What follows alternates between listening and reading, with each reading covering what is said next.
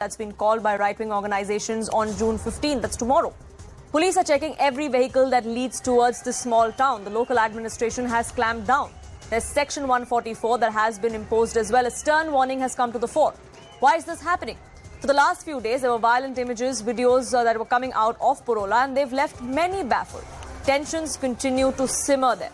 This after an alleged abduction attempt of a 14-year-old girl by two men.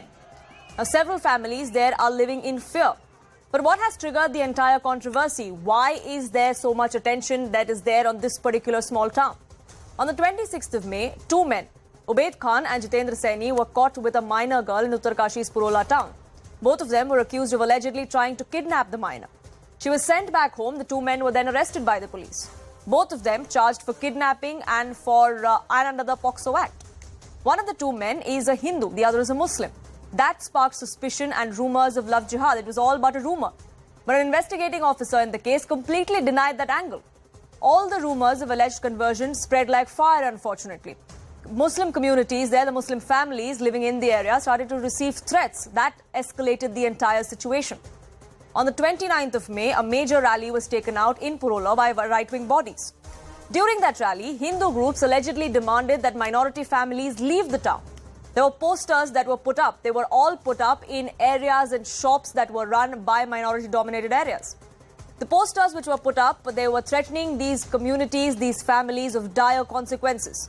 The posters read, and I quote, "Love jihadis are informed that they need to vacate their shops before the June 15th Mahapanchayat. If they fail to do so, be ready for any consequence." That's the warning that came to the fore. The police acted swiftly. There was an FIR that was registered, but unfortunately against unidentified persons, which is why perhaps there is very little in terms of action that's being taken. Who is behind all of these posters that were put up? Now, what happens next? All that's history. But tomorrow, the lens is going to be back on this particular town. The Purola Pradhan Sangathan, with support from the Vishwa Hindu Parishad and the Bajrang Dal, have called for a Mahapanchayat.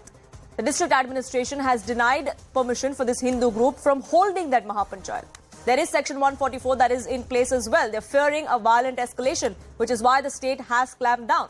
But these right-wing bodies are still defiant. They still want to go ahead. They say, we'll have a peaceful congregation, a peaceful Mahapanchayat, but we will still go ahead.